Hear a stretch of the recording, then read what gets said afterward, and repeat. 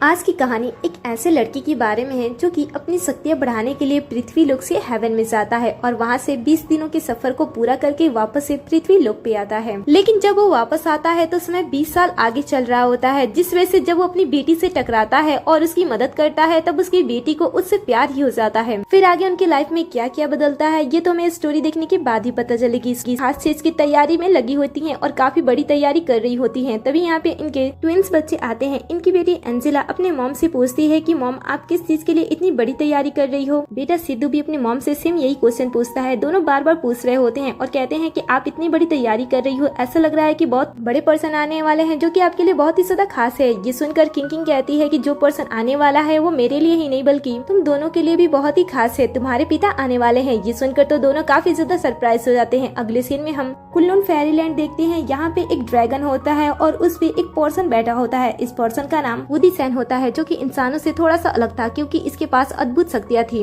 वो शक्तियाँ जो कि देवताओं के पास होती हैं। जैसे ही देवताओं को सैन के बारे में पता चलता है वो उसे पृथ्वी लोक से हेवन में बुलाते हैं ताकि वो उसे सिखा सके कि वो शक्तियों को कैसे कंट्रोल कर सकता है, अपनी शक्तियों को किस तरीके से यूज कर सकता है। वो कुछ समय पहले ही हेवन में आया था। यहाँ पे आने के बाद वो अपनी शक्तियों पे कंट्रोल करना सीख जाता है। साथ ही वो इमोर्टल का कल्टिवेटर मैन भी बन जाता है और इसके बाद वो फाइनली 20 दिनों के सफर के बाद वापस अपनी पत्नी से मिलने के लिए जा रहा होता है। लेकिन इसका जो वाहन होता है वो एक ड्रैगन होता है। वो स्वर्ग लोक को छोड़कर पृथ्वी लोक पे जाना नहीं चाहता था, इसीलिए वो ना जाने की काफी कोशिश करता है जिस वजह से सैन उसे कंट्रोल नहीं कर पाता है। इसीलिए वो उसे सबक सिखाने के लिए एक बड़ा सा हथौड़ा अपने मैजिक से लाता है और उसे अपने ड्रैगन पे वार करता है, जिस वजह से उसका दिमाग ठिकाने आ जाता है और वो एक ड्रैगन से सीधा डोंकी में बदल जाता है। फिर सैन अपने डोंकी से कहता है कि क्या तुम्हें अभी भी बदमाशी करनी है। तब डोंकी कहता है कि नहीं मास्टर, मैं अब आपके साथ आराम से पृथ्वी लोक पे जाऊंगा। तभी यहाँ पे सैन के गुरु आ जाते हैं और दोनों को साथ में देकर कहते हैं कि मैंने तुम्हारे बारे में तुम्हारी पत्नी को बता दिया है, तुम्हारी पत्नी को पता है कि तुम वापस जा रहे हो। ये सुनकर सैन काफी खुश होता है और मास्टर की पूरी बात सुने बिना वहाँ से जल्दी से निकल जाता है।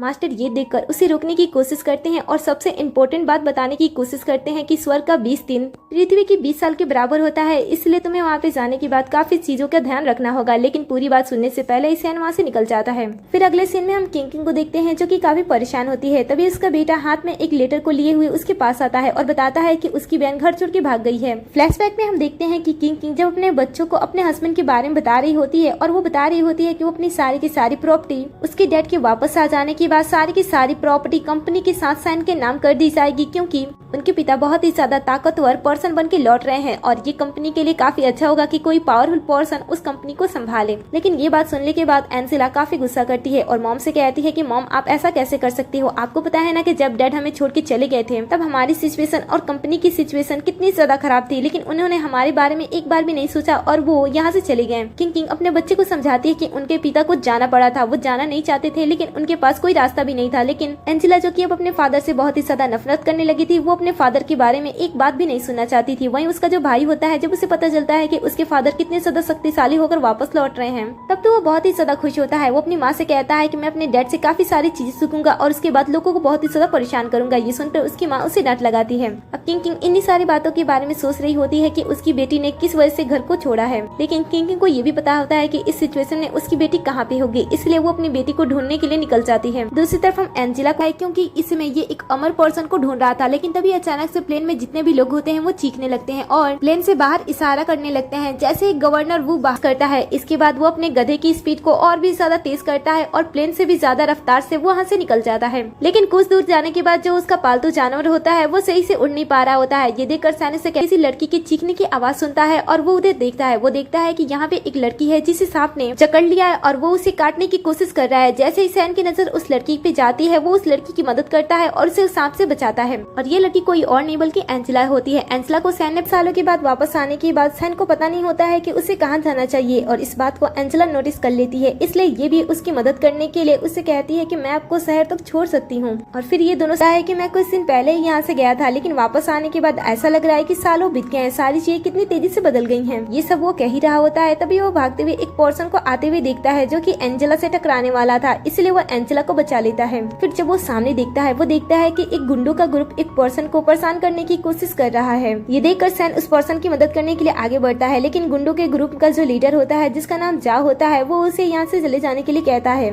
और उसे धमकाने और डराने की भी कोशिश करते हैं। साथ ही वो एंजेला के बारे में कुछ गंदी बातें भी बोलते हैं, जिस वजह से सैन को गुस्सा आ जाता है और सैन उन सभी को बहुत ही अच्छे तरीके से सबक सिखाता है। वो अपने मैजिक का यूज करता है और इनकी हालत बहुत ही खराब कर देता है और इनके समूह में से एक पर्सन को सैन इतनी बुरी तरीके से मारता है कि वो पर्सन उड़ते हुए 10 मीटर दूर जाकर गिरता है, जिसे देखकर सभी गुंडे डर जाते हैं और डरते हुए यहाँ से भाग जाते हैं। इसके बाद सैन उस पर्सन की मदद करने के लिए उसके पास जाता है, लेकिन ये पर्सन उल्टा में इसे यहाँ से चले जाने के लिए कहता है और कहता है कि जिस पर्सन ने मुझे परेशान करने की कोशिश की थी वो यहाँ का बहुत ही बड़ा गुंडा है, जिसका कोई भी कुछ भी नहीं बिगाड़ पाता है, क्योंकि उसके डैड और उसके अंकल पॉलिटिक्स में है और साथ ही काफी ज्यादा रिच है। इसीलिए तुम्हें मेरी मदद करने की वजह से यहाँ से भाग जाना चाहिए, नहीं तो वो तुमसे भी बदला लेंगे। ये सुनने के बाद भी सैन को डरने लगता है और वो कहता है कि इस बार तो मैंने उन्हें आसानी से जाने दिया था, लेकिन जब वो अगली बार आएंगे तब मैं उन्हें और भी अच्छी तरीके से सबक सिखाऊंगा, इसलिए तुम्हें डरने की कोई जरूरत नहीं है। और इधर एंजेला को धीरे धीरे अपने डैड के ऊपर ही क्रश होने लगता है, क्योंकि उसने उसकी 2 बार मदद की थी। इसीलिए वो जैसे ही सैन से बातें करने के लिए आगे बढ़ती है, उसकी मॉम का कॉल आ जाता है, जो कि वो अपनी बेटी से बात करने के बाद काफी खुश होती हैं और उसे तुरंत अपने पास बुलाती हैं। इसलिए एंजेला को यहाँ से जाना पड़ता है, लेकिन जाने से पहले वो सैन से उसका फोन नंबर मांगती है और सैन भी उसे अपना फोन नंबर दे देता है, क्योंकि अभी वो यहाँ पे किसी को नहीं जानता था। लेकिन जैसे ही एंजेला उसके फोन को देखती है, वो सैन के बारे में सोचने लगती है और कहती है कि आखिर ये पर्सन आया कहाँ से है, इसके पास अभी भी नोकिया का फोन है। फिर वो उसका नंबर लेकर वहाँ से चली जाती है। उसके चले जाने के बाद सैन उसी जगह पर रुककर थोड़ी देर आराम करने के बारे में सोचता है, लेकिन जिस पर्सन की उसने मदद की थी वो पर्सन उसे ऐसा करने से रोकता है और कहता है कि तुम्हें यहाँ से चले जाना चाहिए, क्योंकि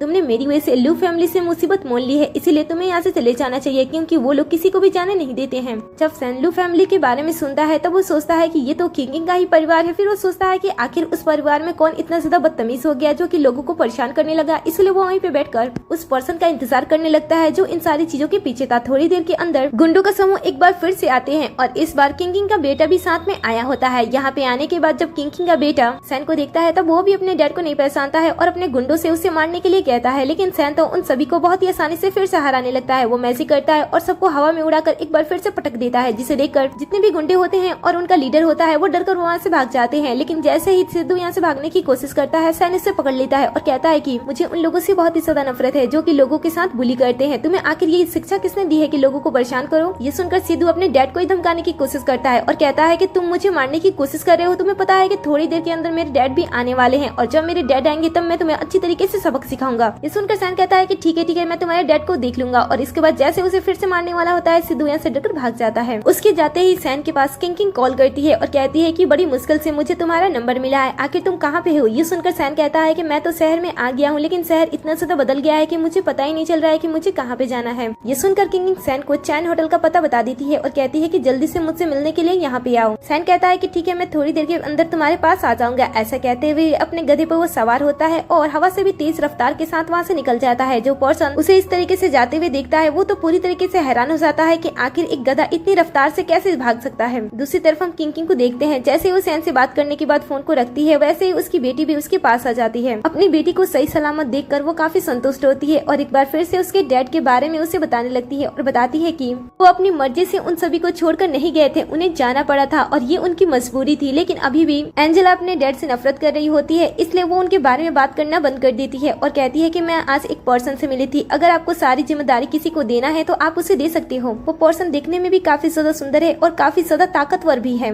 ये सुनकर माँ को शक होने लगता है कि उसकी बेटी को कोई लड़का पसंद आ रहा है, इसलिए वो उस लड़की के बारे में पूछने लगती है। तब एंजेला बहुत ही खुशी के साथ सैन के बारे में बताने लगती है। ये देखकर किंग को मन में एक ख्याल आता है। वो सोचती है कि वो उस लड़की का यूज करके एंजेला और उसके फादर की दूरी को कम कर सकती है। इसीलिए वो अपनी बेटी से कहती है कि ठीक है, मैं उस लड़के से मिलना चाहती हूँ, क्योंकि तुम्हें देखकर ऐसा लग रहा है कि तुम इस लड़की को पसंद करती हो। मैं चाहती हूँ कि आज ही तुम उसे चैन होटल में बुलाओ, क्योंकि तुम्हारे डैड भी आने वाले हैं। ये सुनकर एंजेला कहती है कि ठीक है और फिर वो वहाँ से बाहर निकलने के बाद चैन के पास कॉल करने लगती है। दूसरी तरफ हम एक पर्सन को देखते हैं जो कि काफी अमीर होता है और उसने अभी अभी एक बहुत ही ज्यादा एक्सपेंसिव कार खरीदी होती है और उसे ड्राइव पे लेकर गया होता है। जब वो ड्राइव कर रहा होता है तब वो अपने फैमिली वालों और अपने दोस्तों को जलाने के लिए बताता है कि उसने कितनी महंगी कार खरीदी है और उसकी स्पीड क्या है। तभी वो अपने बगल से सैन को जाते हुए देखता है जो कि गधे पे सवार होता है और इसकी एक्सपेंसिव कार के बराबर की रफ्तार के साथ वो लोग भी जा रहे होते हैं, जिसे देखकर तो ये पूरी तरीके से हैरान हो जाता है कि आखिर एक गधे की स्पीड इसकी एक्सपेंसिव कार के बराबर कैसे हो सकती है। वो ये सारी बातें सोच ही रहा होता है, तभी सैन के पास एंजिला कॉल करती है, लेकिन सैन उसे पहचान नहीं पाता है और पूछता है कि तुम कौन हो। तब एंजिला अपने बारे में बताती है और बताती है कि उन दोनों की मुलाकात कहाँ हुई थी। इसके बाद वो उसे इनवाइट करती है उसी सेम होटल में। पहले तो सैन को पता नहीं होता है कि एंजिला उसे किस लिए इनवाइट कर रही है, लेकिन जब उसे पता चलता है कि एंजिला भी सेम उसी होटल में बुला रही है जहाँ पे उसे किंग से मिलने के लिए जाना था, तब वो उसे कहता है कि ठीक है मैं वहाँ पे आ जाऊंगा। इसके बाद वो अपने गधे को और भी ज्यादा फास्ट दौड़ने के लिए कहता है और वो उस गाड़ी की रफ्तार से और भी ज्यादा आगे निकल जाता है। ये देखकर तो वो पर्सन हैरान ही रह जाता है। दूसरी तरफ हम एंजिला को देखते हैं जो कि सैन से बात करने के बाद मन ही मन काफी ज्यादा खुश हो रही होती है। तभी यहाँ पे इसका भाई भी आ जाता है जो कि काफी बुरी कंडीशन में होता है, लेकिन जैसे वो अपनी बहन को ब्लश करते हुए देखता है वो उसे परेशान करने की कोशिश करने लगता है, लेकिन उसकी बहन उसे ही परेशान करने लगती है। इसके बाद वो अपनी माँ से मिलने के लिए जाता है और अपनी माँ को देखते ही वो नाटक करना स्टार्ट कर देता है और कहता है कि माँ मुझे देखो किसी ने बहुत ही बुरे तरीके से मारा है। ये देखकर तो किंग काफी ज्यादा परेशान होती है और उसे पूछती है कि बताओ क्या हुआ। अब सिद्धू तो अपनी माँ को पूरी सच्चाई नहीं बताता है कि वो किसी को बुली कर रहा था जिस वजह से उसकी ये हालत हो गई है। वो उसे इतना बताता है कि कोई पर्सन उसे बहुत ही बुरी तरीके से पीट गया, इसलिए वो उस पर्सन को अच्छी तरीके से सबक सिखाना चाहता है और इसलिए वो अपनी माँ से मदद मांग रहा है। ये सुनकर किंग कहती है कि तुम्हें मेरी मदद की कोई जरूरत नहीं है, तुम्हारे डैड बहुत ही जल्द आने वाले हैं, इसके बाद तुम अपने डैड से ही हेल्प मांग लेना। ये सुनकर सिद्धू कहता है कि ठीक है, अब मेरे डैड ही उस पर्सन को सबक सिखाएंगे, लेकिन जब डैड आपसे मिलेंगे तो आप उन्हें भी सबक सिखाना क्योंकि उन्होंने आपको बहुत ही साल तक अकेले रखा है। सीन कट होता है और अगले सीन में हम सैन को देखते हैं जो कि होटल पहुंच जाता है, लेकिन यहाँ पे पहुंचने के बाद गार्ड कहता है कि मुझे गधा मत करना है। पास के लोग उसकी आवाज को सुन रहे होते हैं, लेकिन वो समझ नहीं पाते हैं कि आखिर एक गधा इंसानों की तरह बात कैसे कर सकता है। तभी सैन अपने गधे को शांत करने लगता है और कहता है कि तुम्हें यहाँ पे इस तरीके की हरकत नहीं करनी चाहिए। तभी वो गुंडों का ग्रुप फिर से यहाँ पे आ जाता है और जाओ जैसे ही सैन को देखता है वो यहाँ पर आकर सैन को फिर से परेशान करने की कोशिश करने लगता है। सैन तो इसे इस बार अच्छी तरीके से सबक सिखाने वाला था, लेकिन वो जैसे ही सोचता है कि यहाँ पे किंग उसे मिलने वाली है वो इसे सबक सिखाने के बारे में छोड़ देता है और कहता है कि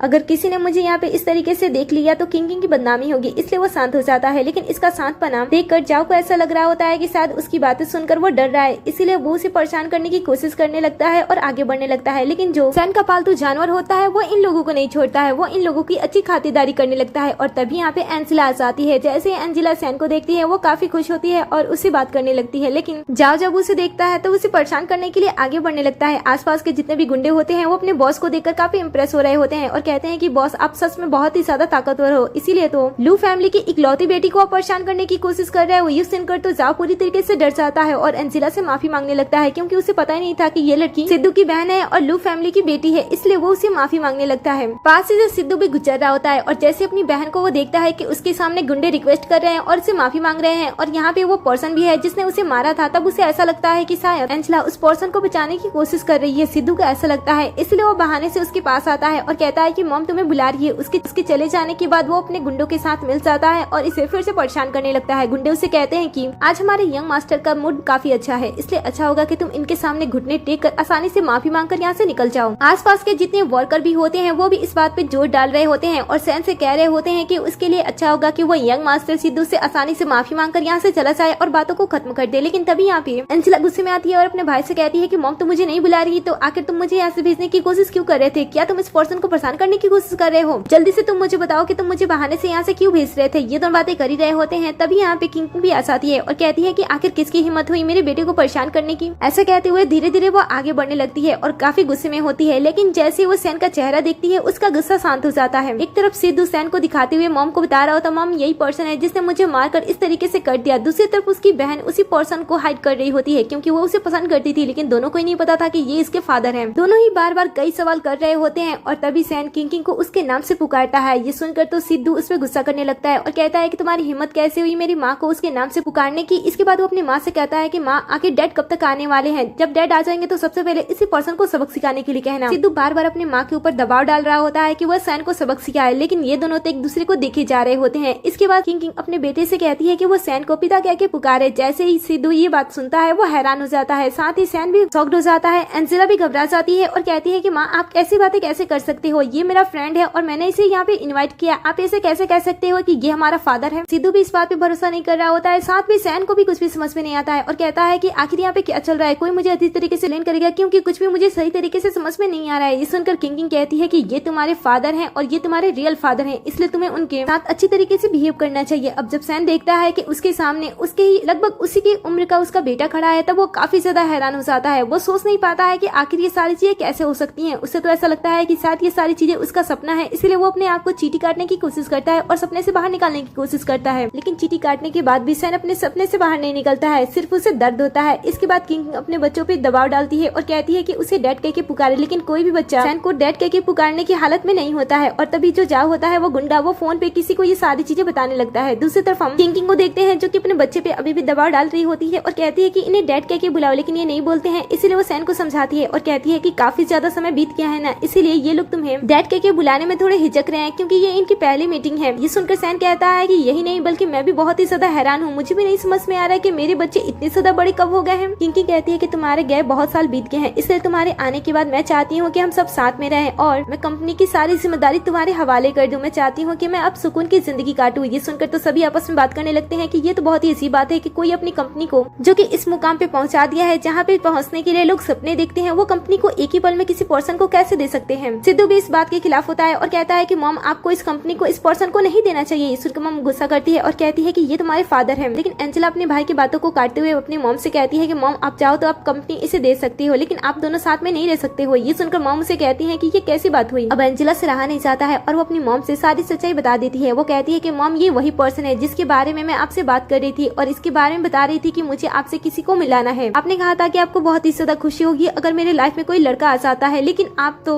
अब आगे मैं क्या कहूँ। ये सुनकर तो मॉम भी हैरान हो जाती है और कहती है कि क्या जिस पर्सन के बारे में तुम बात कर रही थी ये वो है। फिर एंजेला कहती है कि मॉम मुझे पता है कि ये मेरे बायोलॉजिकल फादर नहीं है, क्योंकि एक बार आप इनकी एज को तो देखो, ये कितने ज्यादा यंग है, आखिर ये मेरे बायोलॉजिकल फादर कैसे हो सकते हैं। मुझे पता है कि आप झूठ बोल रही हो, इसलिए आप सारी सच्चाई अभी ही बता दो, क्योंकि मुझे पता है कि आप शादी से पहले प्रेग्नेंट हो गई थी। और आप जरा एक बार इसे देखो, क्या आपको लगता है कि ये आपका हस्बैंड हो सकता है। अगर आपको कोई पर्सन चाहिए तो मैं आपके लिए किसी को ढूंढ लूंगी, लेकिन इसे मुझे दे दो। ऐसा कहते हुए सैन को अपनी तरफ खींच लेती है। फिर किंग भी सैन को अपनी तरफ खींचने लगती है। दोनों ही माँ बेटी सैन को अपनी अपनी तरफ खींच रही होती है, जिस वजह से सैन परेशान हो जाता है और दोनों को डांट लगाता है और कहता है कि पहले मुझे सारी चीजें क्लियर कर लेने दो, क्योंकि मुझे कुछ भी समझ में नहीं आ रहा है। तभी दूसरी तरफ से आवाज आता है कि मैं तुम्हें समझा देता हूँ। सभी लोग पीछे पलट के देखते हैं, तब वो देखते हैं कि सामने से थ्री मेजर फैमिली आती है जो कि लू फैमिली के दुश्मन होते हैं। थ्री मेजर फैमिली का जो हेड होता है लॉर्ड जा, वो यहाँ पे आते ही लू फैमिली की इंसल्ट करने लगता है और कहता है कि बहुत ही अच्छा सिनेमा चल रहा है यहाँ पे। मैंने आज से पहले कभी नहीं देखा था कि दो लड़कियां एक ही लड़के के लिए लड़ाई कर रही हैं, और वैसे भी ये लड़का दिखने में कितना ज्यादा हैंडसम है, इसीलिए तो ये माँ बेटी एक ही लड़के के लिए लड़ाई कर रही हैं। ये सुनकर किंग को गुस्सा आता है और वो इन सभी से कहती है कि ये आप लोगों का कोई भी मामला नहीं है, इसलिए अच्छा होगा कि आप लोग यहाँ से चले जाएं। लेकिन ये सुनने के बाद लॉर्ड जाओ बहुत ही बेशर्मी के साथ कहते हैं कि चाइना के सबसे रिच फैमिली में से एक फैमिली आपकी भी फैमिली है, लू फैमिली, और इस फैमिली की दो महिला एक ही लड़के के लिए लड़ाई कर रही हैं और वो भी चाइना के सबसे बड़े होटल के सामने। तो ये आपके घर का मामला कैसे हो सकता है? अगर घर का मामला होता तो घर के अंदर होता। ये सुनकर किंग कहती है कि यहाँ पे कोई भी तमाशा नहीं हो रहा है जिसे देखने के लिए आप लोग यहाँ पे आ गए। ये सैन है जो कि मेरा हस्बैंड है और एंजेला इसकी बेटी है, और आगे कोई भी इल्जाम लगाने से पहले आप लोग सोच लेना, क्योंकि आपके पास कोई भी सबूत नहीं है। ये सुनकर तो आसपास के जितने भी वर्कर होते हैं वो भी सेम बात कहने लगते हैं जिस तरीके से लॉर्ड जाओ कह रहा था। वो कहते हैं कि हमने अपनी आंखों से देखा है कि दो लड़कियां एक लड़के के लिए लड़ रही हैं। धीरे धीरे दोनों के बीच में बातें बढ़ने लगते हैं और लॉर्ड जाओ का बेटा जाओ मिन भी इनकी इंसल्ट करने लगता है। धीरे धीरे इनके बीच में बातें बढ़ने लगती हैं और बातें गहरी भी होने लगती हैं। और तभी इनकी नजर होटल पे लगे हुए बैनर पे जाती है जहाँ पे लिखा हुआ था वेलकम ग्रैंड मास्टर। ये सुनकर तो लॉर्ड जाओ और इसकी फैमिली सभी मजाक उड़ाने लगते हैं और कहते हैं कि आखिर वो कौन सा ग्रैंड मास्टर है जो कि अब तक यहाँ पे नहीं आया है। वैसे चलो तुम्हारा ये बैनर वेस्ट ना हो जाए, इसीलिए मैं यहाँ पे एक ग्रैंड मास्टर को ही बुला देता हूँ। ऐसा कहने के बाद वो इशारा करता है और हवा में उड़ते हुए एक पर्सन की यहाँ पे एंट्री होती है जो कि मास्टर होते हैं। वो यहाँ पे हवा के झोंके की तरह उड़ते हुए आते हैं और सभी बैनर को काट देते हैं। ये देखकर तो सभी लोग काफी हैरान होते हैं कि इनके पास इतनी सारी शक्तियां हैं। लेकिन जब सैन ये सारी चीजें देखता है तो कहता है कि ये इतना भी ज्यादा खास नहीं है जितना आप लोग कह रहे हो। एज यूजुअल बाकी चाइनीज ड्रामा की तरह यहाँ पे ही बातों बातों में कंपटीशन स्टार्ट हो जाता है कि किस फैमिली के ग्रैंड मास्टर ज्यादा ताकतवर हैं। थर्ड मेजर फैमिली तो अपना ग्रैंड मास्टर सबके सामने ला देते हैं, लेकिन लू फैमिली ऐसा नहीं कर पाते हैं क्योंकि उनके बीच में जो कंफ्यूजन पैदा हुई थी वो अभी पूरी तरीके से क्लियर नहीं हुई थी और वो ये इन सारी चीजों से ही निकलने की कोशिश कर रहे थे। इसीलिए वो लोग इनके बातों पे ज्यादा ध्यान नहीं दे रहे होते हैं और उन्हें यहाँ से चले जाने के लिए कहते हैं और कहते हैं कि ये होटल भी हमारा है, इसलिए शांति से आप लोग यहाँ से चले जाएं। लेकिन थ्री मेजर फैमिली उन्हें उकसाने की कोशिश कर रहे होते हैं। ये देखकर सिद्धू सामने आ जाता है और कहता है कि ज्यादा ड्रामा करने की कोई जरूरत नहीं है, अच्छा होगा कि आप लोग यहाँ से चले जाओ, नहीं तो मेरे डैड यहाँ पे आ गए हैं जो कि आपके मास्टर के साथ आप सबको भी यहाँ से अच्छी तरीके से भगा सकते हैं। लेकिन सैन अपने रिश्ते के बारे में पूरी तरीके से क्लियर नहीं हुआ होता है, इसलिए वो सामने आकर लड़ाई करने की बात नहीं कहता है। ये देखकर जो जामीन होता है वो सामने आकर लू फैमिली की इंसल्ट करने लगता है और कहता है कि देखो ये वही प्यारा सा लड़का है जिसके लिए लू फैमिली की दो लड़कियां एक ही लड़की के लिए लड़ाई कर रही हैं और वो पर्सन तो सामने आकर उनकी हिफाजत भी नहीं करना चाहता है। अच्छा होगा कि तुम दोनों उसे वहीं पे छोड़ दो और मेरे साथ आ जाओ, मैं तुम दोनों को ही खुश रखूंगा। ये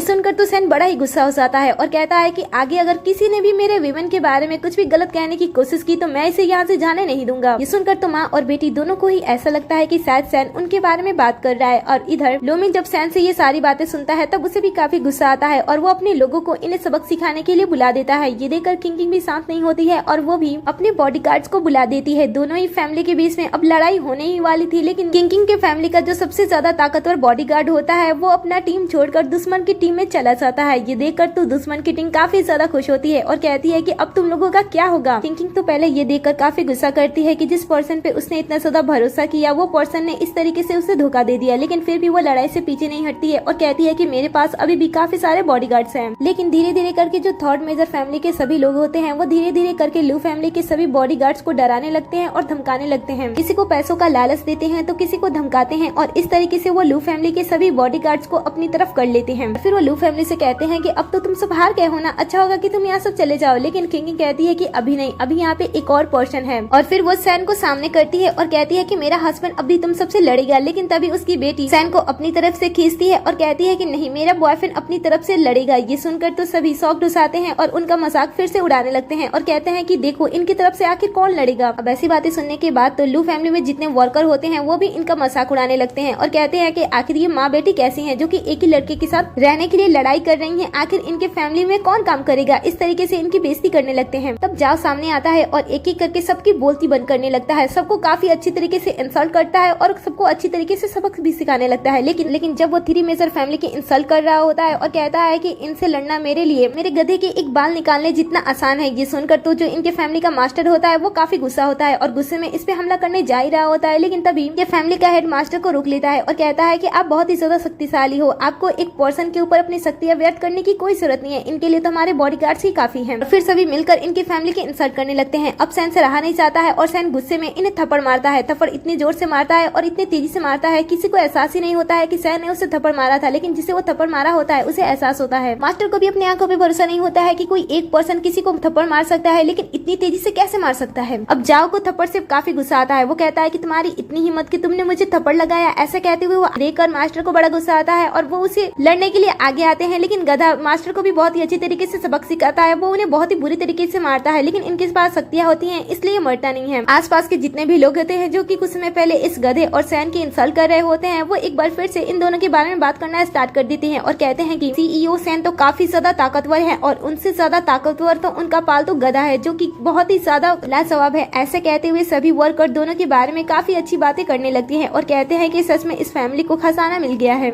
इधर लॉर्ड मिन अपने बेटे की ये हालत देखकर इतना ज्यादा गुस्सा होते हैं कि वो सामने आकर सभी बॉडीगार्ड्स को उन्हें जान से मारने के लिए कह देते हैं और कहते हैं कि क्या तुम सब इतने सारे होकर भी एक जानवर को हरा नहीं सकते हो। फिर सभी गार्ड्स मिलकर उस गधे को सबक सिखाने के लिए आगे बढ़ते हैं, लेकिन गधा उन्हें अच्छी तरीके से सबक सिखाने लगता है। ये देखकर सैन आने के बाद दूर फेंकता है। सबकी हालत बहुत ही ज्यादा खराब हो गई होती है जिन्होंने भी उस गधे से लड़ाई करने की कोशिश की होती है। फिर लॉर्ड जाओ जैसे ही देखता है कि ग्रैंड मास्टर की भी हालत बहुत ही ज्यादा खराब हो गई है, वो गुस्से में अपनी बेटी का बदला लेने के लिए खुद अपनी आत्मिक ऊर्जा का यूज करता है और एंजिला के ऊपर बहुत ही तेजी से अपने जादू से उसे नुकसान पहुंचाने की कोशिश करता है। लेकिन सही समय पे सैन उसे फिर से बचा लेता है और लॉर्ड जाओ को सजा देता है, जिस वजह से वो दूर जाकर गिरता है और उसकी हालत ही खराब हो जाती है। ये देखकर सभी डर जाते हैं और यहाँ से भाग जाते हैं। इसके बाद एंजिला के जितने भी बॉडीगार्ड्स होते हैं वो सामने झुककर उनसे माफी मांगने लगते हैं और कहते हैं कि हमें माफ कर दीजिए। सिद्धू तो बड़ा ही गुस्से में होता है, वो किसी को माफ नहीं करना चाहता था, लेकिन किंग अपने बेटे को समझाती है और बताती है कि ये लंबे समय से हमारी फैमिली के साथ जुड़कर काम कर रहे हैं, इसलिए हमें इन्हें माफ कर देना चाहिए। फिर वो सभी को माफ कर देती है। इसके बाद एंजिला सैन से बात करने की कोशिश करती है और कहती है कि तुमने मुझे फिर से बचा लिया। लेकिन ज्यादा ध्यान नहीं देता है। वो किंग से बात करना स्टार्ट कर देता है और कहता है कि क्या तुम मुझे सारी चीजें एक्सप्लेन कर सकती हो। किंग कहती है कि क्यों नहीं, तुमने और तुम्हारे गधे ने हमारी इतनी ज्यादा मेहनत की है और वो बहुत ही ज्यादा पोलाइट होकर बात कर रही होती है। ये देखकर सैन उसे कहता है कि आखिर तुम मेरे साथ इस तरीके से बात क्यों कर रही हो। सैन कहता है कि हम दोनों एक दूसरे से प्यार करते हैं ना, तो तुम मुझसे फॉर्मल होकर बात कर सकती हो, तुम्हें इस तरीके से मुझसे बात करने की कोई जरूरत नहीं है। और वैसे क्या तुम मुझे बता सकती हो कि ये सारी चीज क्या हो रही है, क्या तुम मुझे अच्छी तरीके से एक्सप्लेन कर सकती हो। किंग उसके क्लोज आती है और उसके कानों में बताती है कि उसे वापस लौटने में 20 साल खत्म हो गए हैं। सैन तो ये सुनकर काफी चौंक जाता है कि आखिर ये सारी चीजें कैसे हो गया है। लेकिन एंजिला जैसे ही अपने मॉम को सैन के साथ देखती है वो भी इतना ज्यादा क्लोज उसे बिल्कुल भी अच्छा नहीं लगता है, क्योंकि वो भी अपने डैड से ही प्यार कर बैठी थी। और इधर दूसरी तरफ सिद्धू जो कि वो उस गधे से इतना ज्यादा इम्प्रेस हो गया होता है कि वो उसे अपने मास्टर बनाने की कोशिश कर रहा होता है और कहता है कि आपके पास तो इतने सारे अद्भुत शक्तियां हैं जो कि हमारे इंसानों के पास नहीं है। तब सैन सामने आता है और कहता है कि तुम्हें इस गधे को इतना ज्यादा इज्जत देने की कोई जरूरत नहीं है क्योंकि ये इतना ज्यादा भी होशियार नहीं है। लेकिन ये सुनकर सिद्धू बदलता नहीं है क्योंकि वो अपनी डैड से ज्यादा उस गधे से इम्प्रेस हो गया था। उसकी मार्शल आर्ट की ट्रेनिंग को देखकर वो इतना ज्यादा इम्प्रेस हो गया था कि वो अपने डैड पे ज्यादा ध्यान ही नहीं देता है, वो उस गधे की ही तारीफ करते रहता है। अब इन तीनों के साथ में नोक-झोंक को देखकर एंजिला को बिल्कुल भी अच्छा नहीं लगता है और वो अपने डैड को एक्सेप्ट नहीं कर पाती है, इसीलिए वो यहाँ से रोते हुए भाग जाती है। और किंग को इसके बारे में पता ही नहीं होता है। जब वो पीछे पलटती है तब वो अपने सारे वर्कर को बुलाती है और कहती है कि आज से ये आपके मालिक है, आपको इनकी बातें सुननी होगी और इनकी बदतमीजी करने के बारे में सोचना भी मत और इनकी बातों को भी काटने की कोशिश मत करना, नहीं तो मैं तुम सबको काम से निकाल दूंगी क्योंकि आज से ये हमारे कंपनी के सीईओ हैं और सारी चीजें यही हैंडल करेंगे। अगले सीन में हम मिस्टर जाओ को देखते हैं जो कि लॉर्ड जाओ के पिता होते हैं और जाओ मिन के ग्रैंडपा होते हैं। जब मिस्टर जाओ को पता चलता है कि उनका बेटा और उनका पोता है दोनों ही मारे जा चुके हैं, तब वो गुस्से में जिस पर्सन ने इस न्यूज को उन्हें बताया था उसे ही जान से मारने की कोशिश करते हैं और कहते हैं कि बताओ ये सारी चीजें कैसे हो गई। वो पर्सन मरते हुए लू फैमिली का नाम लेता है और इसके तोहफा को किंग को देता है। जैसे ही वो उसे ओपन करती है वो देखती है कि उसमें जादुई गोलियां होती है जिससे वो देखने लगती है। फैन उस गोली के बारे में बताने लगता है कि उस गोली की खासियत क्या है। उसे खाने के बाद आपकी आयु बहुत ही ज्यादा बढ़ जाती है और आप काफी ज्यादा यंग दिखने लगते हो। ये सुनते ही किंग उसे खा लेती है। फैन उसे रोकने की कोशिश तो करता है लेकिन वो उसे रोक नहीं पाता है और कहता है कि अब आगे मेरे साथ क्या होगा। थोड़ी देर के अंदर देखते हैं कि उस जादुई गोली को खाने के बाद किंग पूरी तरीके से बदल जाती है और वो बहुत ही ज्यादा यंग भी हो जाती है। लेकिन दवा खाने के बाद उसके अंदर शरीर की गर्मी उत्पन्न होने लगती है जिसे शांत करने के लिए वो धीरे धीरे सैन के क्लोज आने लगती है और इसे किस करने लगती है। दूसरी तरफ हम सिद्धू को देखते हैं जो कि अपनी बहन को ढूंढ रहा होता है क्योंकि काफी समय से बार था जब सिद्धू ने किसी गधे की आवाज सुनी थी, इसीलिए वो काफी हैरान होता है और उससे बात करने लगता है और कहता है कि आप तो इतने ज्यादा महान हो, क्या आप मेरी मदद कर सकते हो? मुझे अपनी बहन को ढूंढना है, वो काफी समय से लापता है। लेकिन गधा उसकी मदद नहीं करता है, इसलिए सिद्धू अंदर जाने लगता है। ये देखकर गधा उसे रुकने की कोशिश करता है और कहता है कि तुम अंदर नहीं जा सकते हो क्योंकि अंदर जाना तुम्हारे लिए सही नहीं है। सुनकर वो कहता है कि एक तो तुम मेरी बहन को ढूंढने में मदद नहीं कर रहे हो और ऊपर से तुम मुझे रोक भी रहे हो। ऐसा कहते हुए वो गधे की बातों को इनकार करते हुए आगे बढ़ता है और तभी सामने से वो किसी पर्सन को आते हुए देखता है। सामने से उसके पेरेंट्स आते हैं। उसकी माँ उससे पूछती है कि तुम्हारी बहन कहाँ पे है। ये सुनकर तो वो हैरान हो जाता है और कहता है कि कौन हो तुम और मेरी बहन के बारे में क्यों पूछ रही हो। अब किंग उसे बताती है कि मैं तुम्हारी माँ हूँ, क्या तुम मुझे पहचान भी नहीं सकते हो। अब सिद्धू तो पहली बार अपनी माँ को इस तरीके से देखकर काफी हैरान होता है लेकिन उसे काफी खुशी होती है कि उसकी मॉम इतनी ज्यादा प्रिटी दिख रही है। वो एक्साइटमेंट में कहता है कि माँ आप कितनी ज्यादा सुंदर हो गई हो, क्या आपने अभी अभी प्लास्टिक सर्जरी कराया है। ये सुनकर उसकी माँ उसे कहती है कि क्या तुम्हारा दिमाग खराब है, ये सारी चीज तुम्हारे डैड की वजह से हुई है। वैसे तुम मुझसे कुछ कह रहे थे। ये सुनकर सिद्धू कहता है कि माँ काफी समय से बहन लापता है, मैं उसे ढूंढ नहीं पा रहा हूँ। ये सुनकर वो काफी हैरान होते हैं और एंजिला को ढूंढने लगते हैं। समय काफी ज्यादा बीत जाता है लेकिन तीनों में से कोई भी एंजिला को ढूंढ नहीं पाता है। इस वजह से तीनों काफी ज्यादा परेशान हो रहे होते हैं। सिद्धू अपनी मॉम से कहता है कि मॉम मैंने वो हर जगह ढूंढ ली है जहाँ पे एंजिला हो सकती है लेकिन कहीं पे भी मुझे एंजिला नहीं मिली। मैंने उसके हर एक फ्रेंड से उसके बारे में पता की लेकिन किसी को भी उसके बारे में पता नहीं है। मुझे काफी ज्यादा डर लग रहा है। ये सुनकर मॉम कहती है कि शायद इसके पीछे मेरी ही गलती हो गई है, मैंने उसे अच्छी तरीके से नहीं समझाया। अब सभी लोग काफी टेंस हो रहे होते हैं। तभी सिद्धू का एहसास होता है कि शायद थर्ड मेजर फैमिली उनकी बहन को किडनैप कर सकते हैं क्योंकि इनके फैमिली की वजह से उनके फैमिली के 2 पर्सन मारे जा चुके हैं। ये सुनकर तो मॉम काफी ज्यादा वॉरिड होने लगती हैं और अपनी बेटी को ढूंढने के लिए इसका पता लगाने के लिए वहाँ से तुरंत निकल जाती हैं। उनके जाते ही सिद्धू अपने डैड को रोकता है और कहता है कि मुझे आपसे अभी भी कुछ बातें क्लियर करनी है, क्या आप सच में मेरे फादर हो? फैन कहता है कि हाँ और फिर वो बैठ जाता है। लेकिन सिद्धू कहता है कि आखिर ये कैसे हो सकता है, आप भी 20 साल के हो और मैं भी 20 साल का हूँ। सिद्धू कहता है कि ये इसलिए है क्योंकि मैं जिस जगह पे था वहाँ पे समय अलग तरीके से काम करता है और इसीलिए हमारे बीच में इतना टाइम डिफरेंस हो गया है। ये सुनकर सिद्धू कहता है कि मैं आप पे भरोसा नहीं करता हूँ। सिद्धू कहता है कि मैं भी ये सारी चीजों पे भरोसा नहीं करता हूँ। मैं जब 20 दिनों के बाद वापस आया तब सारी चीजें इतनी ज्यादा बदल गई थी, यहाँ पे इतनी बड़ी बड़ी बिल्डिंग आ गई थी और तो और तुम्हारी माँ भी पूरी तरीके से बदल गई। ये कंपनी कहाँ से आ गई, मुझे कुछ भी समझ में नहीं आ रहा है। मैं सिर्फ और सिर्फ 20 दिन के लिए इमोर्टल कल्टिवेट मैन बनने के लिए गया था लेकिन वापस आने के बाद इतनी सारी चीजें कैसे बदल गई। ये सुनकर तो सिद्धू शांत पड़ जाता है और कहता है कि आप सच में इमोर्टल कल्टिवेट मैन हो, क्या आप सच में मेरे फादर हो? सैन कहता है कि हाँ। अब ये सुनकर तो सिद्धू काफी इम्प्रेस होता है और एक ही बार में सैन को अपना डैड मान लेता है और भागते हुए इसके पास आता है,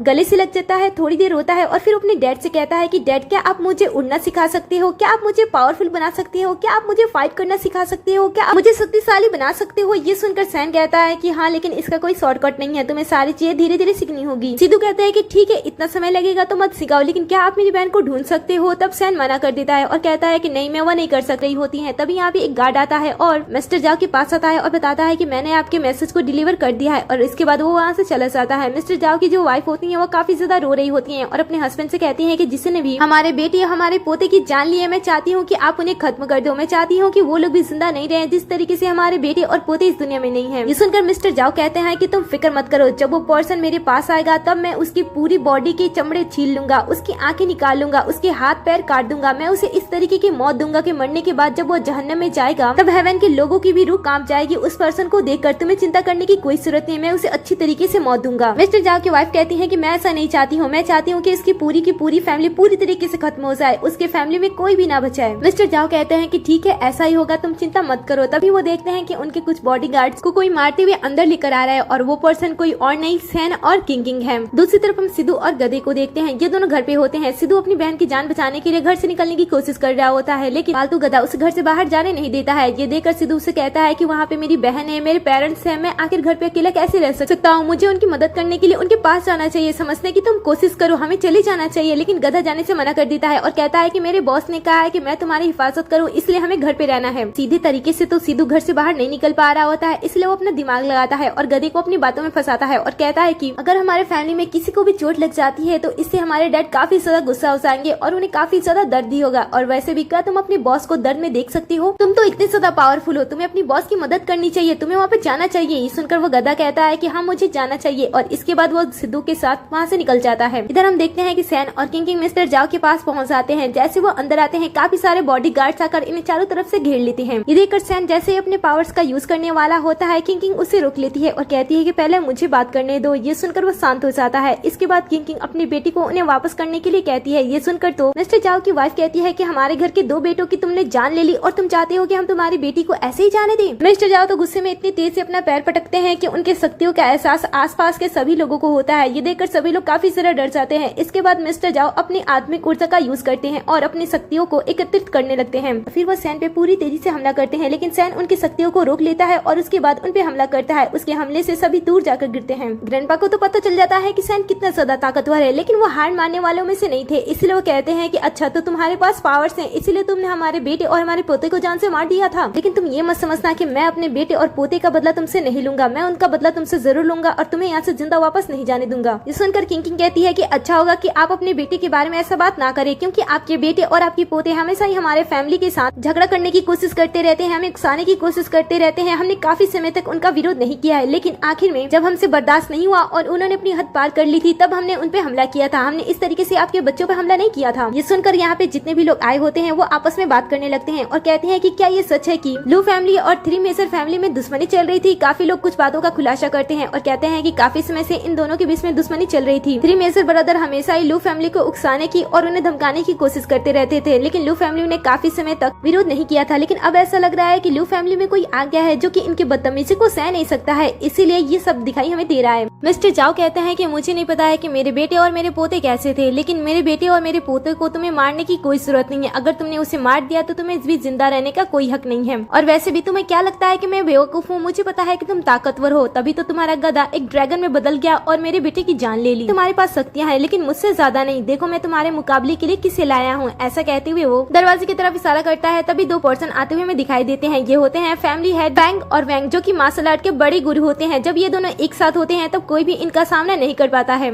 और जब लोग देखते हैं कि दोनों भाई साथ में मिलकर थ्री मेजर फैमिली की मदद करने के लिए यहाँ पे आए हैं तब वो काफी ज्यादा हैरान होते हैं। वो कहते हैं कि माना कि ये लड़का बहुत ही ज्यादा ताकतवर है, लेकिन वो मास्टर फैंग और वैंग के सामने खड़े भी नहीं हो सकते हैं, क्योंकि मास्टर फैंग और वैंग मार्शल आर्ट के सबसे बड़े गुरु हैं। इसके बाद फैंग और वैंग यहाँ पे आते हैं और मास्टर जाओ से कहते हैं कि अब आपको चिंता करने की कोई जरूरत नहीं, क्योंकि आपकी फैमिली और हमारी फैमिली एक है। और जब कोई पर्सन आपके फैमिली के साथ मुसीबत मोल लेता है, इसका मतलब है कि उनकी दुश्मनी हमारे फैमिली के साथ है। और अब हम तुम्हें बताएंगे कि लड़ना किसे कहा जाता है। ऐसे कहते हुए वो सैंग को चुनौती देने लगते हैं और कहते हैं कि अगर तुम हमारे साथ नहीं लड़ती हो तो हम तुम्हारी बेटी को ऐसी मौत देंगे जिसके बारे में तुमने सोचा नहीं होगा। पहले तो हम उसके पूरे जिस्म से उसके खून को बाहर निकाल देंगे, उसे काट काट के। उसके बाद उसकी बॉडी को तुम्हारे सामने लेकर आएंगे और फिर तुम्हारी बेटी को तुम्हारे सामने ही टुकड़ों में काट देंगे। ये सुनकर सैन गुस्सा हो जाता है और कहता है कि अगर किसी ने भी मेरी बेटी को टच करने की भी कोशिश की तो सबसे पहले मैं इस दुनिया से गायब कर दूंगा। ये सुनकर मिस्टर जाओ कहते हैं कि ठीक है, तो चुनौती एक्सेप्ट कर लो और लड़ने के लिए आगे आ जाओ। सैन कहता है कि ठीक है, और इसके बाद मिस्टर जाओ उसकी तारीफ करने लगते हैं और ये देखकर मिस्टर जाओ को बड़ा ही गुस्सा आता है। वो सैन से कहते हैं कि अच्छा है, तुम बहुत ही ज्यादा ताकतवर हो, ये बहुत ही अच्छी बात है, लेकिन अगर तुम मेरे सामने झुकते नहीं हो तो मैं तुम्हारी बेटी के बारे में कुछ भी नहीं बताऊंगा और उसे खत्म कर दूंगा। सैन झुकता नहीं है और मिस्टर जाओ उल्टी गिनती गिनना स्टार्ट कर देते हैं और की कोशिश करने लगते हैं, लेकिन सैन इतना भी ज्यादा कमजोर नहीं होता है कि इन तीनों की वजह से वो हार जाए। वो अपने मैजिक का यूज करता है और तीनों को एक बार फिर से गिरा देता है। सबकी हालत अब की बार चोट लगने की वजह से काफी ज्यादा खराब हो गई होती है और सभी फर्श पे गिरे पड़े होते हैं। होते हैं। दूसरी तरफ हम गवर्नर वू को देखते हैं जो कि अभी भी अमर इंसान को ढूंढने में लगे होते हैं और इस समय वो पहाड़ पे गए होते हैं। तभी उनकी नजर दूर से आती हुई एक अलग सी ऊर्जा को नोटिस करते हैं, जिसे देखकर उन्हें थोड़ा सा शक होता है कि शायद उस जगह पे उन्हें अमर इंसान मिल सकता है, इसलिए वो अपने गार्ड के साथ निकल जाते हैं। दूसरी तरफ हम गधे को देखते हैं जो कि सिद्धू को अपने साथ लेकर जा रहा होता है, लेकिन जब वो उसे लेकर जा रहा होता है तब वो उसकी रफ्तार से हवा में उड़ गया होता है और उसके रस्सी को पकड़ा होता है, जिस वजह से उसे डर लग रहा होता है और वो गधे से आराम से जाने के लिए कह रहा होता है। और तभी हम फिर से उस अमीर इंसान को देखते हैं जो कि इस बार लास्ट बार हुए इंसिडेंट के बारे में अपने किसी दोस्त को बता रहा होता है और वो बता रहा होता है कि उसकी कार से भी ज्यादा फास्ट एक डोंकी जा रहा था जिसे उसने देखा था, लेकिन इसका फ्रेंड इसकी बात पे विश्वास नहीं कर रहा होता है। और तभी अचानक से एक बार फिर से वो उस गधे को देखता है और वो इस बार देखता है कि गधा एक पर्सन को हवा में उड़ाते हुए लेकर जा रहा है, इसीलिए वो उसकी तस्वीर खींचने की कोशिश करता है ताकि वो सबूत के तौर पर सबको दिखा सके। लेकिन जैसे ही वो पिक्चर को क्लिक करने वाला होता है, गधा रुक जाता है और कार काफी ज्यादा आगे निकल जाती है। फिर वो सिद्धू को सही तरीके से बैठाता है। दूसरी तरफ हम इन सभी को देखते हैं, यहाँ पे चोट लगने की वजह से इनका दिमाग तो सही हो गया होता है, लेकिन बूढ़े का दिमाग अभी भी खिसका होता है। अभी भी वो सैन के साथ लड़ाई करने की बात कर रहा होता है, लेकिन मास्टर फैंग और वैंग ये सारी शक्तियां देखकर हैरान हो गए होते हैं। उन्हें पता चल गया होता है कि ये बहुत ही ज्यादा शक्तिशाली है, ये इनका सामना नहीं कर सकते हैं। इसलिए वो मिस्टर हाउस से कहते हैं कि क्या ये वही पर्सन है कि आने की तैयारी हम सब कर रहे थे, क्या ये वही अमर पर्सन है। ये सुनकर मिस्टर जाओ कहता है कि ये अमर पर्सन नहीं हो सकता है, थोड़ी सी चोट लगने पे तुम सब इतनी आसानी से हार गए हो, लेकिन मैं इतनी आसानी से हारने वालों में से नहीं हूँ। ऐसा कहने के बाद वो आसपास की सभी ऊर्जा को खींचने लगता है। वो सभी के अंदर की ऊर्जा को एविल पावर के साथ खींच रहा होता है और अपने आप को और भी ज्यादा शक्तिशाली बना रहा होता है, जिस वजह से आसपास के जितने भी लोग होते हैं उनको तकलीफ हो रही होती है। सभी लोग मिस्टर जाओ को रुकने के लिए कह रहे होते हैं, लेकिन मिस्टर जाओ रुकने वालों में से नहीं थे। वो कहते हैं कि इस बार मैं सारी चीजें खत्म करके रहूंगा। लेकिन तभी सैन धीरे धीरे आगे बढ़ता है और एक जोरदार का पंच मिस्टर जाओ को मारता है, तब जाकर उनका दिमाग सीधा हो जाता है। दूसरी तरफ हम गवर्नर वू को देखते हैं जो कि उस ऊर्जा का पीछा करते करते एक पहाड़ पे जाते हैं, जहाँ पे जाने के बाद उसे पता चलता है कि जिस अमर इंसान को वो इतने समय से अपनी दुनिया बचाने के लिए ढूंढ रहा था, वो अमर इंसान तो कब कब पृथ्वी पे चला भी गया है। गवर्नर वू को इसके बारे में पता नहीं होता है, इसलिए वो उसे ढूंढने के बारे में पूछते हैं। तब सामने वाले पहाड़ से एक आवाज आता है और उस पर्सन का नाम बताया जाता है और वो पर्सन कोई और नहीं बल्कि सैन ही होता है। जैसे गवर्नर वू यहाँ से जाने वाले होते हैं, तभी यहाँ पे सैन के मास्टर आ जाते हैं। सैन के मास्टर को देखते ही गवर्नर वू उनके सामने झुक जाते हैं और कहते हैं कि पहले अमर देवता, आप यहाँ पे क्या कर रहे हो। मास्टर कहते हैं कि मैंने देखा है कि तुम काफी समय से अमर पर्सन को ढूंढने की कोशिश कर रहे हो, लेकिन बेवकूफ तुम्हें पता नहीं है कि तुम बहुत ही पहले उसे मिल चुके थे। अब मैं तुम्हें सही जगह बताता हूँ, तुम बिना टाइम वेस्ट किए जल्दी से उसके पास आओ ताकि वो तुम्हारी दुनिया को बचा सके। इधर हम सैन को देखते हैं जो कि अपनी बच्ची को बचाने के लिए उस बूढ़ी औरत के पास आता है और उससे कहता है कि बताओ तुम्हें मेरी बच्ची के बारे में क्या पता है। तब बूढ़ी औरत उसे झूठ बोलती है और कहती है कि मुझे तुम्हारी बच्ची के बारे में कुछ भी नहीं पता है। अब सैन उसे डराने के लिए अपने शक्ति का यूज करता है, तो बूढ़ी औरत डर जाती है और उसे एक चाबी देती है और कहती है कि इसी कमरे में तुम्हारी बेटी है। जैसे ही सैन उस चाबी को लेने वाला होता है, मिस्टर जाओ उस चाबी को छीन कर खा जाते हैं और फिर वो हंसने लगते हैं और कहते हैं कि तुम्हारी बेटी केमिकल वाले रूम में धीरे धीरे मरने लगी कि इस चाबी के बिना तुम दरवाजे को ओपन नहीं कर सकते हो और तुम अपनी बेटी को सिर्फ और सिर्फ मरते हुए देख सकते हो। ये देखकर किंग अपनी बेटी की जान बचाने के लिए बूढ़े के पास जाती है और उसे चाबी निकालने के लिए कहती है, लेकिन बूढ़ा बहुत ही ज्यादा हंस रहा होता है और कहता है कि अब तुम कुछ भी नहीं कर सकते हो। और तभी यहाँ पे गवर्नर वू आते हैं। गवर्नर वू को देखकर सभी लोग काफी खुश होते हैं क्योंकि उन्हें ऐसा लग रहा होता है कि गवर्नर वू इन्हीं का साथ देंगे, इसलिए वो सामने आते हैं और सारी चीजें बताने लगते हैं कि ये पर्सन यहाँ पे आने के बाद क्या क्या कर रहा है। उनकी बातें सुनने के बाद गवर्नर वू सैन से पूछते हैं कि क्या आपका नाम सैन है। तब सैन कहता है कि हाँ मेरा नाम सैन है, क्या तुम भी मुझसे पीटना चाहते हो। तब गवर्नर वू बाकियों से पूछते हैं कि बताइए इसने आपके साथ क्या क्या किया था। सभी लोग बढ़ा चढ़ाकर बात बताने लगते हैं। इसके बाद सभी की बातें सुनने के बाद गवर्नर वू इन सब पे काफी ज्यादा गुस्सा हो जाते हैं और सबसे पहले वो उस औरत पे हाथ उठाते हैं और कहते हैं कि तुम लोगों ने इन लोगों के साथ इतना सब कुछ कर दिया। सबको पता भी है कि सामने वाला पर्सन जो खड़ा है वो कौन है। ये वही पर्सन है जिसे हम काफी समय से ढूंढ रहे थे। यही तो इमोर्टल कल्टरवेट मैन है जिसकी हम तलाश कर रहे थे, मतलब कि ये मार्शल आर्ट का गॉड है। ये सुनकर तो अब किसी की भी हिम्मत नहीं होती है कि वो सैन के सामने कुछ भी बोल पाए। इसके बाद गवर्नर वू से बोलते हैं कि बताइए आपकी क्या परेशानी है, हम आपकी बच्ची को आपके सामने बचाकर लाएंगे। ये सुनकर सैन कहता है कुछ गार्ड भागते हुए इस कमरे में जाते हैं सैन की बेटी को लाने के लिए, लेकिन वो देखते हैं कि वहाँ पे उनकी बेटी नहीं है। ये सुनकर तो सभी लोग घबरा जाते हैं कि उनकी बेटी कहाँ पे गई। कट होता है और दूसरी तरफ हम कुछ और लोगों से मिलते हैं जो कि किंग के पेरेंट्स होते हैं। ये लोग काफी ज्यादा गुस्से में होते हैं जब उन्हें पता चलता है कि उनकी बेटी अपने हस्बैंड के आने के तौर पे इतना बड़ा जश्न मना रही है, वो भी उनके होटल में, और सारी चीजें उनके हस्बैंड को ट्रांसफर कर रही है। इस वजह से ये सारे लोग काफी ज्यादा गुस्से में होते हैं। वो कहते हैं कि वो पर्सन तो 20 साल पहले हमारी बेटी को गर्भवती करके छोड़कर भाग गया था, आखिर वो वापस आने के बाद सारी चीजें कैसे ले सकता है। वो काफी गुस्सा कर रहे होते हैं, इसलिए वो डिसाइड करते हैं कि वो अपनी बेटी के बच्चे को अपने पास रख लेंगी ताकि उनकी बेटी उनकी बात सुने। लेकिन तभी उन्हें बाहर से एक बहुत ही भयंकर सी आवाज आती है। जैसे वो बाहर आते हैं वो देखते हैं कि अचानक से एक गधा उनके घर के सामने लैंड हो गया है और तभी वो देखते हैं अपने ग्रैंडसन को, जिसे देखकर वो काफी खुश होते हैं। सिद्धू अपने ग्रैंड पेरेंट्स के पास आता है और अपनी बहन के बारे में बताता है और बताता है कि उसके डैड वापस आ गए हैं और वो अपनी बहन को बचाने के लिए जा रहा है। ये सुनकर तो ग्रैंडपा काफी ज्यादा गुस्सा करते हैं और कहते हैं कि क्या वो नालायक वापस आ गया और तुम लोगों ने उसे एक्सेप्ट भी कर लिया है, तुम लोगों ने उसे सजा नहीं दी है क्या? सिद्धू कहता है कि नहीं, मैंने तो उन्हें अपना लिया है, इस वक्त मुझे अपनी बहन को ढूंढना है। ये सुनकर वो पूछते हैं कि क्या हुआ था, तब वो सारी सच्चाई बताता है कि क्या क्या हुआ था। ये सुनकर तो ग्रैंडपा डर जाते हैं और कहते हैं कि तुम्हें जाने की कोई जरूरत नहीं है, हम जाकर तुम्हारी बहन को बचा कर लेकर आएंगे, लेकिन तब तक तुम्हें यहीं पे रहना होगा। ऐसा कहते हुए वो उसे रोकने की कोशिश करते हैं, लेकिन जब सिद्धू नहीं रोकता है तब वो अपने गार्ड्स को बुलाते हैं और उसे रोकने की कोशिश करने लगते हैं। तब सिद्धू अपने गधे से मदद मांगता है और कहता है कि मुझे यहाँ से निकालो। ये सुनकर तो सभी हंसने लगते हैं और उसका मजाक उड़ाने लगते हैं और कहते हैं कि क्या ये गधा हम सबसे तुम्हें बचा कर लेकर जा सकता है। और फिर वो ऐसा कहते हुए जैसे आगे बढ़ने वाले होते हैं, सिद्धू गधे से मदद मांगता है और गधा अचानक से एक ड्रैगन में बदल जाता है और उन्हें हरा देता है। ये देखकर सभी डर जाते हैं और कोई भी सिद्धू को रोकने की कोशिश नहीं करता है। दूसरी तरफ हम इन सभी को देखते हैं, यहाँ पे गवर्नर लेडी से पूछता है कि बताओ उसकी बच्ची कहाँ पे है, लेकिन लेडी को कुछ भी पता नहीं होता है और तभी बूढ़ा हंसने लगता है। ये देखकर सैन को गुस्सा आता है और वो उसका गला दबा देता है और पूछता है कि बताओ मेरी बच्ची कहाँ पे है। बूढ़ा कहता है कि मुझे पहले ही पता था कि यहाँ पे कुछ ना कुछ होने वाला है, इसलिए तो मैंने तुम्हारी बच्ची को कुछ समय पहले यहाँ से निकाल दिया था। तुम लोग जैसे ही यहाँ पे आए थे मैंने तुम्हारी बच्ची को वहाँ से निकाल दिया था ताकि मैं तुम सभी को यहाँ पे उलझा कर रख सकूं और तुम्हारी बच्ची की जान ले सकूं। और अब मैं तुम्हारे बच्ची को तभी छोड़ूंगा जब तुम मेरे सामने गिड़गिड़ मुझसे माफी मांगोगे और अपनी वाइफ को यहाँ पे छोड़ कर जाओगे। ये सुनकर तो सैन को बड़ा ही गुस्सा आता है, लेकिन वो इसमें कुछ भी नहीं कर पा रहा होता है। और जब वो अपनी वाइफ को देखता है कि वो अपनी बेटी के लिए कितना ज्यादा रो रही है तब उसे काफी ज्यादा गुस्सा आता है, लेकिन वो इसमें कुछ कर नहीं पा रहा होता है और न ही ये बूढ़ा एड्रेस बता रहा होता है। और तभी यहाँ पे सिद्धू गधे के साथ आ जाता है और यहाँ पे आने के बाद वो सैन को बता देता है कि उसकी बहन कहाँ पे है। वो कहता है कि जब मैं ग्रैंडपा के पास से आ रहा था तब ग्रैंडपा ने मुझे बताया था कि मेरी बहन कहाँ पे हो सकती है। ये सुनते ही सैन उस बूढ़े के गले को तोड़ देता है और वो बूढ़ा मर जाता है। इसके बाद वो अपने मैसी का यूज करता है और वहाँ से गायब होकर सीधा रास्ते पे आ जाता है, जहाँ पे सामने से एक पर्सन उसकी बच्ची को कैद करके लेकर आ रहा होता है। और जैसे वो सैन को देखता है वो उस पे गाड़ी चलाने की कोशिश करने लगता है, लेकिन सैन उसे अपनी शक्तियों से रोक लेता है और इसके बाद वो उसे सबक सिखाने के बाद अपनी बेटी के पास जाता है। तो देखता है कि उसकी बच्ची बेहोश है, तब उसे जगाने में उसकी मदद करता है। लेकिन जैसे ही एंजेला सैन को देखती है वो फिर से उसे अपना डैड नहीं मानती है, उसे अपना बॉयफ्रेंड की तरह बात करने लगती है और फिर बेहोश हो जाती है। ये देखकर सैन कहता है कि आखिर मेरी बच्ची कब मुझे डैड के रूप में एक्सेप्ट करेगी। अगले सीन में हम सभी को घर पे देखते हैं जहाँ पे एंजेला सोई होती है और सैन काफी परेशान होता है। वह कहता है कि आखिर मैं अपनी बच्ची को किस तरीके से बताऊं कि मैं उसका डैड हूँ, मुझे कुछ भी समझ में नहीं आ रहा है। ये सुनकर सिद्धू कहता है कि शायद ये इस वजह से है क्योंकि आपने उसकी बार बार मदद की थी, इसीलिए वो आपको पसंद करने लगी। और वैसे भी मैं भी अगर कोई लड़की होती और आपको देखता तो मैं भी आपको पसंद करने लगता क्योंकि आप बहुत ही अच्छे दिखते हो। इसके बाद किंग कहती है कि कुछ भी करो मेरी बच्ची को बचाओ। ये सुनकर वो कहता है कि मैं क्या करूँ, जब भी तुम्हारी बच्ची जगती है मुझे अपना डैड तो मानते ही नहीं है, आखिर मैं आगे क्या करूंगा। मैं उसे कैसे बताऊं कि मैं जहाँ से रह कर आ रहा हूँ वहाँ का 20 दिन यहाँ का 20 साल होता है। तभी एंजेला की आंखें खुलती है और सबको अपने सामने देखकर वो काफी खुश होती है, लेकिन जैसे वो सैन को देखती है वो फिर से उसे अपने डैड मानने से मना कर देती है। सैन उसे समझाने की कोशिश करता है कि मैं तुम्हारा डैड हूँ, मैं जहाँ पे रह रहा था वहाँ का 20 दिन यहाँ का 20 साल होता है, तुम्हें ये मानना होगा। मैंने तुम्हें ना ही अडॉप्ट किया है और ना ही मैं तुम्हारा सौतेला बाप हूँ, मैं तुम्हारा बायोलॉजिकल फादर हूँ। और अगर तुम्हें मेरी बातों पे विश्वास नहीं है तो तुम इस रिपोर्ट को देख सकती हो, तुम्हें मेरी बातों पे विश्वास करना होगा। तभी यहाँ पे वो गधा भी आ जाता है और बोलना स्टार्ट कर देता है और बाकियों की तरह ये भी बोट करने लगता है कि ये तुम्हारा फादर है। इसकी आवाज सुनकर तो ये हैरान हो जाती है और कहती है कि अब तो मुझे समझ में ही नहीं आ रहा है कि गधा कैसे बात कर सकता है। इसके बाद जब वो रिपोर्ट को देखती है उसे विश्वास हो जाता है कि सैन उसका फादर है, लेकिन फिर भी वो उसे फादर कह के नहीं बुलाती है। सैन उससे कहता है कि तुम मुझे फादर कह के बुलाओ, लेकिन वो ऐसा नहीं करती है और इस सीन पे इस ड्रामे का दी एंड हो जाता है। वेल, आप अगर एंजेला और सैन की जगह पे होते तो आप एक दूसरे के साथ किस तरीके से ट्रीट होते और आपके अकॉर्डिंग इस कहानी का एंड कैसे होना चाहिए था, मुझे कमेंट में जरूर बताना। जाने से पहले वीडियो को लाइक कर दे, साथ ही चैनल को भी सब्सक्राइब कर दे, जिससे कि आप हमारे हर एक वीडियो से अपडेट रहो।